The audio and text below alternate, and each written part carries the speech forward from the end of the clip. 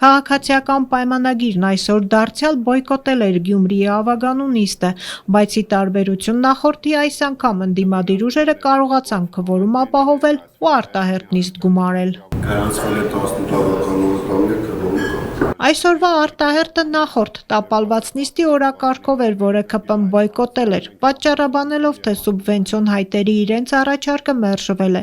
Արդյոք քաղաքային իշխանության հեռացումը պահանջող քաղաքական թիմը աշնանային նստաշրջանում ևս կշարունակի բոյկոտը, այս պահին դեռ պարզ չէ։ Նոր հայտարարություն խմբակցությունից դեռ չկա։ Աշնանը ԿՊ խմբակցությունն ըստ ամենայնի նոր ղեկավար ու քարտուղար կունենա, քանի որ Սարիկ Մինասյանն ու Քնարիկ Հարությունյանը ազատության տեղեկություններով վերցնելու են падգամավորի մանդատը, հրաժարվելով Ավագանու աշխատանքից։ Իսկ ահա Գյումրիի քաղաքապետին փոխարինող Ավետիս Առաքելյանը, որ ուժեղ Հայաստան դաշինքի 8-րդ համարն է, պնդում է, որ խորհրդարանի մանդատը վերցնել-չվերցնելու հարցում վերջնական որոշում դեռ չունի, թեև ինքնաբացարկի վերջնաժամկետին 5 օր է մնացել։ Քաղաքապետի առաջին տեղակալի պաշտոնին իրեն նշանակած եւ այդ պաշտոնը մյուս ուժերին չզիջած Վարդան Ղուկասյանի հետ արդյոք այս հարցը քննարկել է։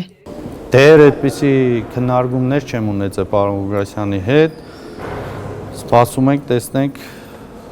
Ինչին եք սպասում։ Ամսու 17-ին, որ կարողանանք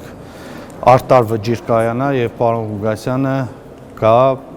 եւ մասնակցի իր աշխատանքներին։ Քաղաքապետ Աներոջն ազատ արձակելու վերաբերյալ քաղաքական որևէ պայմանավորվածություն չկա, ասաց Առաքելյանը։ Այդ դեպքում ինչից է ենթադրել, որ կոռուպցիոն մեղադրանքով 9 ամիս բանտում գտնվող Ղուկասյանը 2 օրից ազատ կարձակվի։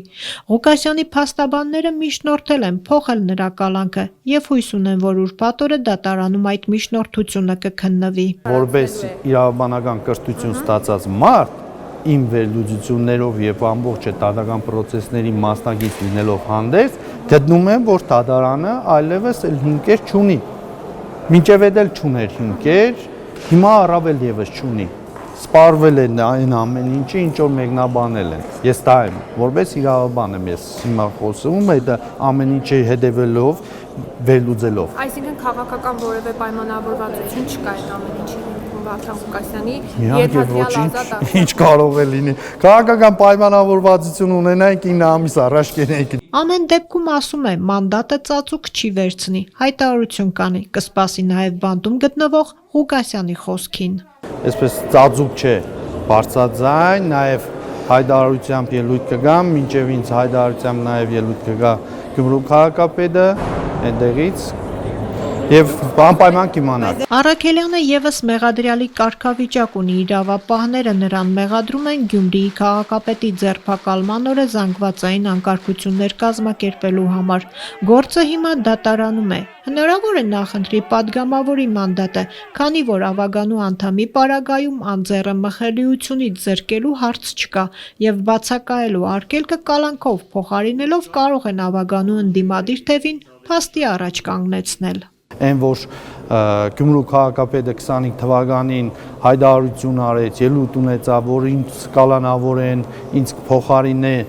Ավետիս Առաքելյանը, այդ ամբողջը մենք խոսել ենք, զրուցել ենք, այսպես ասած, ինչ որ վայ ավականի եկան, վայ падգամավորության բան է, վերջտանք ուտպես անուններս գրելով չէ, մենք պատկերացումով ենք գնում, դատողությունով, ամեն ինչով առաջ ենք գնում։ Գյումրիում արտահերթ ընտրությունների մասին հայտարարող իշխանությունը մինչև հիմա չի բացահայտում, թե ինչպես է հասնելու այդ նպատակին, մասնավորապես ինչպես է լուծարելու գործող Ավագանին, եթե նիստերը գումարվում են։ Առաքելյանը չբացառեց, որ աշնանային նստաշրջանը բոյկոտելով ԿՊ-ին հաջողվի կրկնել 24 թվականի սցենարը։ Ըստ երևույթին, եթե այդ ուղղությամբ գնացին, այդ մեթոդներին դիմեցին, ինձ թվում է նորից